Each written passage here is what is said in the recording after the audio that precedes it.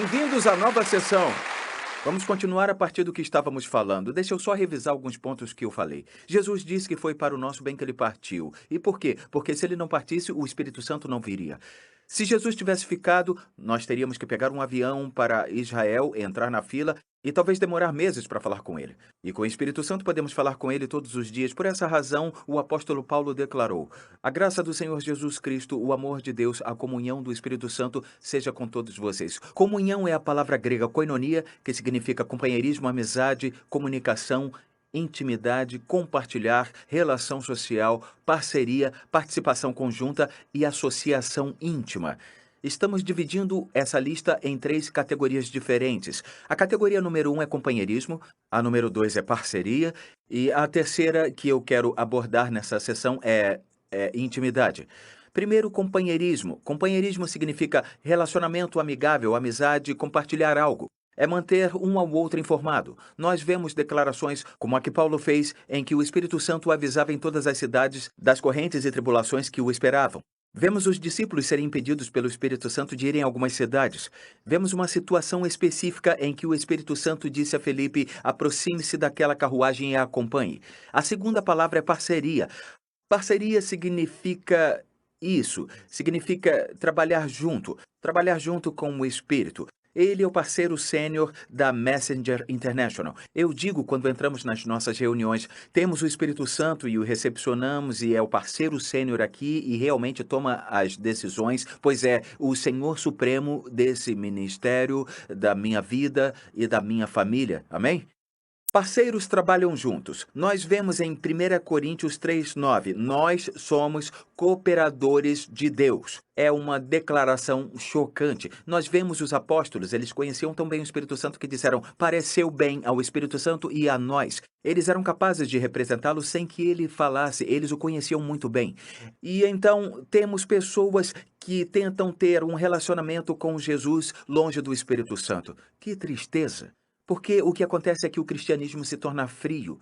Elas não chegam a conhecer a pessoa. Elas passam a conhecer uma figura histórica de um livro.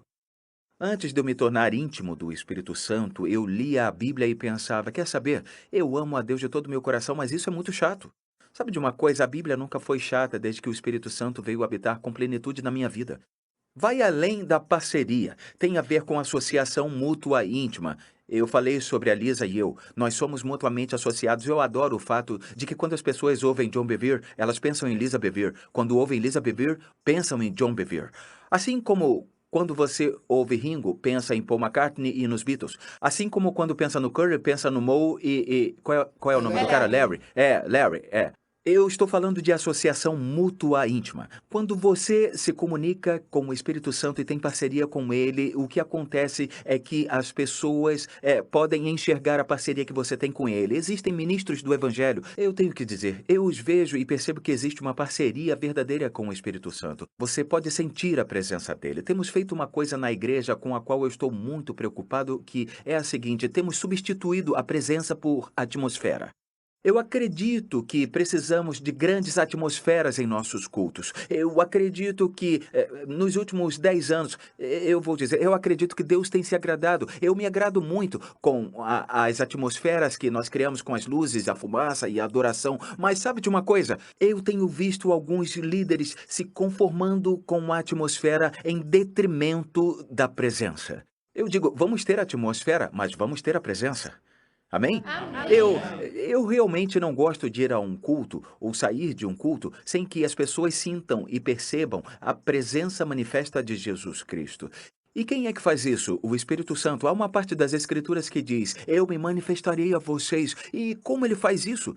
Ele está à direita de Deus através do Espírito de Jesus Cristo. Alguém diz amém? Então existe uma associação. E agora chegamos à intimidade. Começamos a falar sobre intimidade, que a intimidade só pode ser desenvolvida através de companheirismo, aquilo que falamos primeiro. Mas isso vai além de companheirismo. Tem a ver com compartilhar nosso pensamento, os desejos do nosso coração. Eu acredito que podemos ter um relacionamento com o Espírito Santo em que desejamos o que ele deseja, em que podemos ir em intimidade em segredos e pensamentos. Deus tem segredos e ele os compartilha com seus amigos próximos e íntimos. Quando você desenvolve a amizade com o Espírito Santo, Deus então começa a revelar seus segredos. É por isso que eu anseio, é por isso que eu anelo. Tudo se resume à amizade. Esse é o objetivo da comunicação, do companheirismo. O Espírito de Deus deseja ser o seu grande amigo. Ele anseia pelo seu companheirismo. O apóstolo Tiago faz essa declaração em Tiago 4, versículo 5. O Espírito que ele fez habitar em nós tem fortes ciúmes. Pelo que ele anseia? Ele anseia pela minha e pela sua íntima comunicação. Anseia por nós até o ciúme. Até o ciúme significa que ele não vai tolerar amantes. E se você ler Tiago capítulo 4, ele está falando sobre quem quer ser amigo do mundo. O que é o mundo? O mundo busca a luxúria da carne, a luxúria dos olhos e o orgulho da vida. O que é o orgulho da vida? É o status. Você vê o mundo está sempre atrás de status, de posição. Esse é o orgulho da vida. O mundo busca essas coisas. Se você busca essas coisas que o mundo gosta, o que acontece é que você coloca uma inimizade entre você e aquele que quer ser seu melhor amigo. É isso que o deixa em silêncio. É o que suprime a sua voz. É isso que eu queria falar. Você está comigo? Então ele tem ciúme de nós. Ele quer você. Como um homem não iria querer que a sua mulher dormisse com outros caras pela cidade e voltasse para casa esperando que seu marido a tratasse com intimidade, você entendeu? Então o Espírito Santo não terá intimidade conosco se nós estivermos flertando com o mundo. Vocês entenderam? Nós devemos ir ao mundo, mas não ser do mundo. Pode acreditar, Jesus ia para as festas da máfia. Ele deixava até que as prostitutas o seguissem. Ele ia a alguns lugares bem pesados, mas ele não ia lá para fazer parte do que eles buscavam. Ele ia lá para alcançá-los. E aí, estão comigo? Sim. Então, quando tem a ver com intimidade, nós descobrimos em uma das sessões, nós descobrimos que o Espírito Santo, se nós tivermos que analisar isso, ele é poderoso como um guerreiro, mas também carrega alguns dos aspectos femininos. Eu não estou dizendo que o Espírito Santo é uma mulher, eu nunca disse isso. Ele não é uma deusa. No entanto, pode ser entristecido. Ele é o consolador, assim como as mulheres. Se uma criança se machuca, ela corre para a mãe primeiro. É aquele que o pai e o filho, protegendo, dizem: não digam nada contra ele, senão estão ferrados. Assim como o marido diz: se você falar contra minha esposa, você está ferrado. Você está comigo? Então, em relação a ele, intimamente, quando entendemos, sim, ele é gentil em comunhão e companheirismo, mas é poderoso em sua manifestação. Quando vamos ao nosso cantinho de oração e temos comunhão com ele, devemos pensar que estamos lidando com um membro compassivo da Trindade, aquele que é sensível e pode ser facilmente entristecido. Então, compreenda a personalidade dele quando você entrar lá para ter comunhão com ele. Então, mais uma vez, eu não estou dizendo que ele é feminino. Agora, um último segredo que eu tenho aprendido a respeito de intimidade com o Espírito Santo é o seguinte: se não conversar com ele, ele ficará em silêncio. Sabe uma coisa que eu tenho percebido? Eu tenho viajado a igrejas por 24 anos. Quando o motorista me busca, se eu vou a uma igreja boa, onde eles têm formado bons trabalhadores, você sabia que a pessoa que me busca, ela é treinada? E sabe qual é a coisa que ela é treinada a fazer? Não conversar comigo. O líder dela diz: não fale com ele, a menos que ele fale com você. Você está entendendo?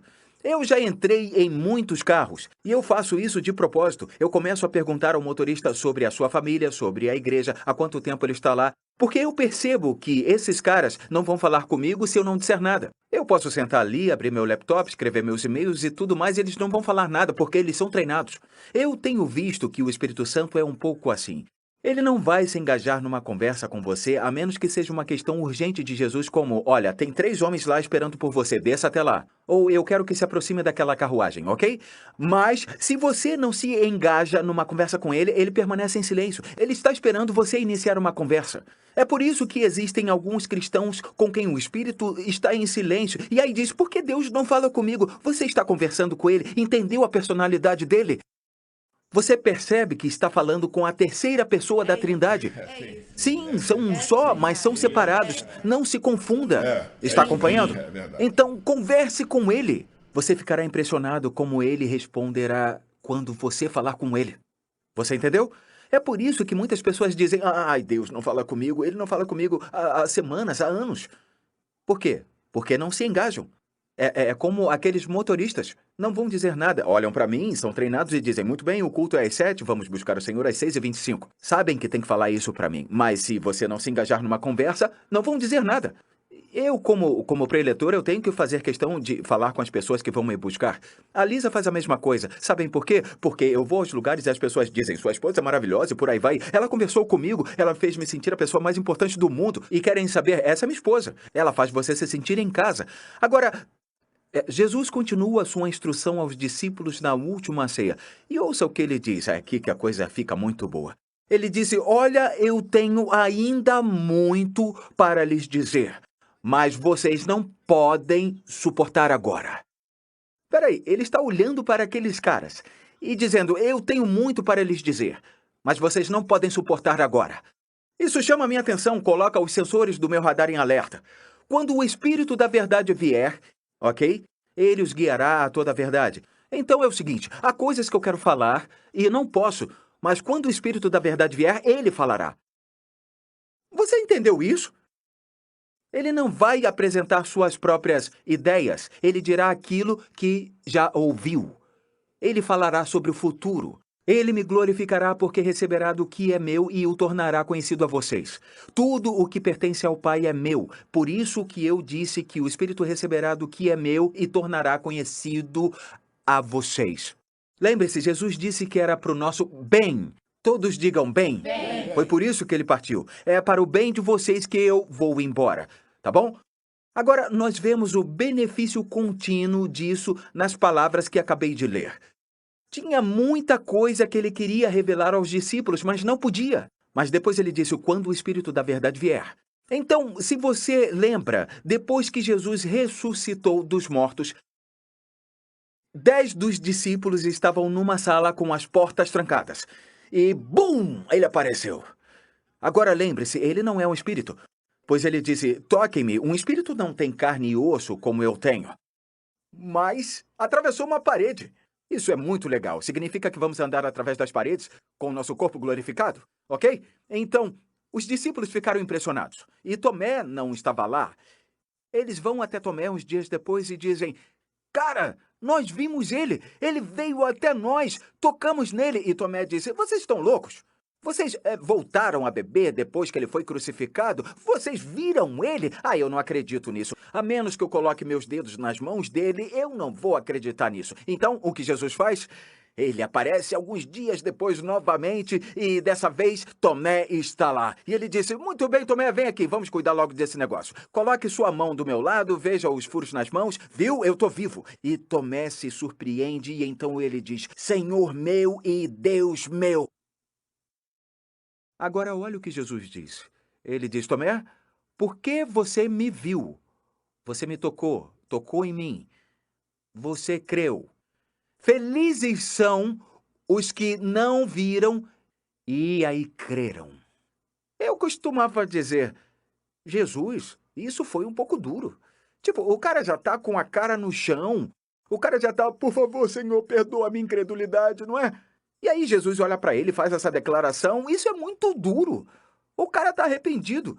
Aí o Senhor falou comigo: eu não estava repreendendo Tomé, eu estava declarando um fato.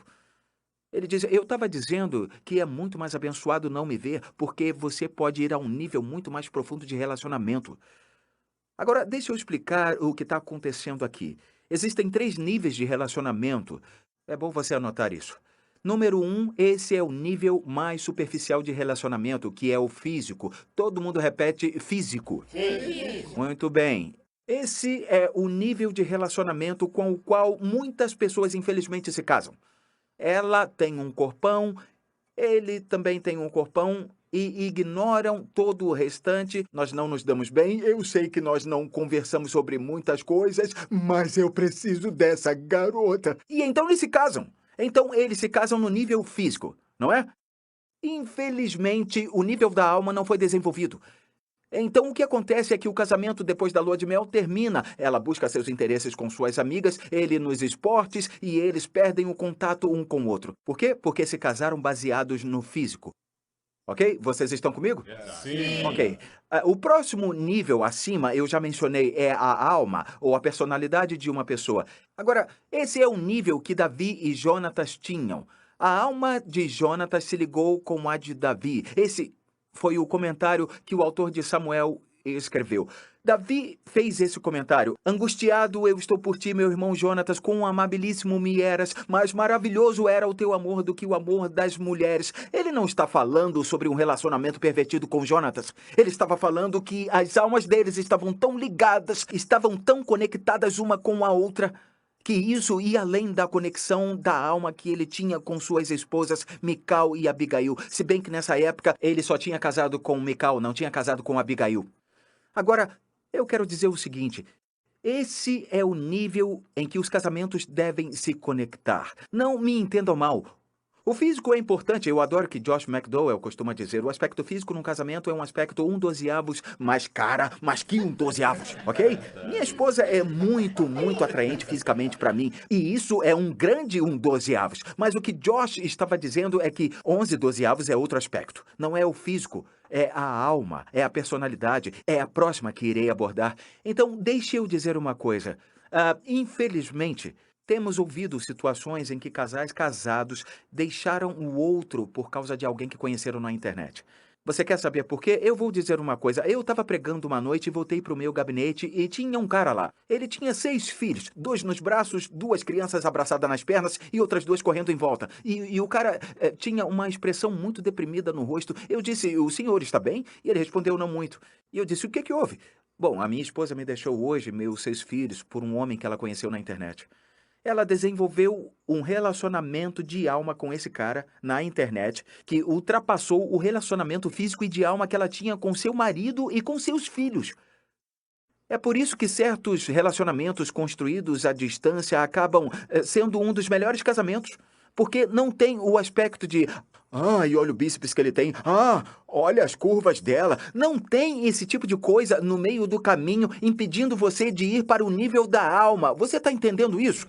Sim. Então, esse é o nível da personalidade ou da alma. O nível mais alto de relacionamento seria o espiritual. Então, seria sobre esse nível que Jesus estaria falando com Tomé, entendeu?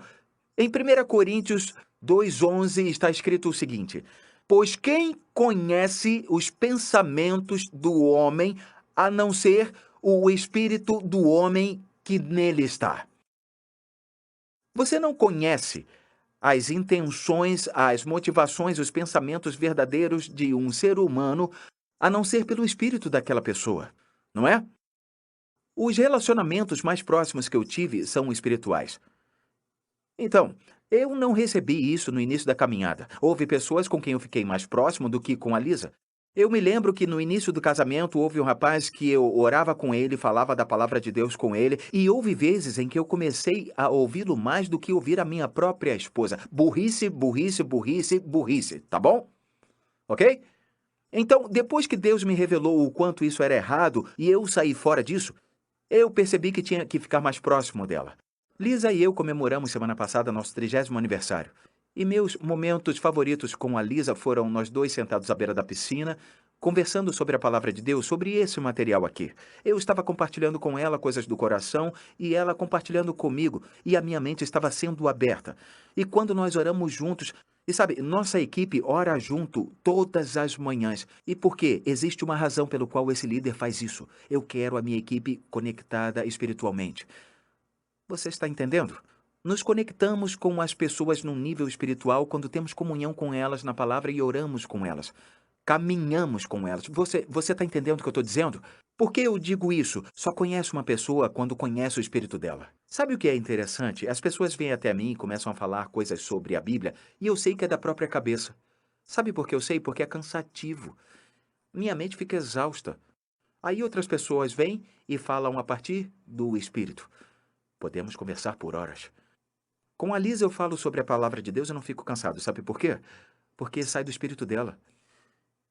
1 Coríntios 2,11 diz o seguinte: pois quem conhece os pensamentos do homem, a não ser o espírito do homem que nele está? Da mesma forma, ninguém conhece os pensamentos de Deus, a não ser o Espírito de Deus.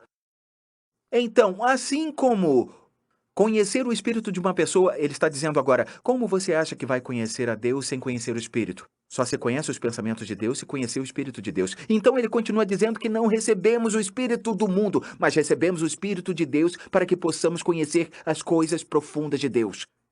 Está entendendo isso? Acho que você está entendendo. Sabe, Paulo andava nesse nível. Paulo fez uma declaração. Ele disse: irmãos, quero que saibam que o evangelho por mim anunciado não é de origem humana. Eu não recebi de pessoa alguma, eu recebi de Jesus Cristo por revelação.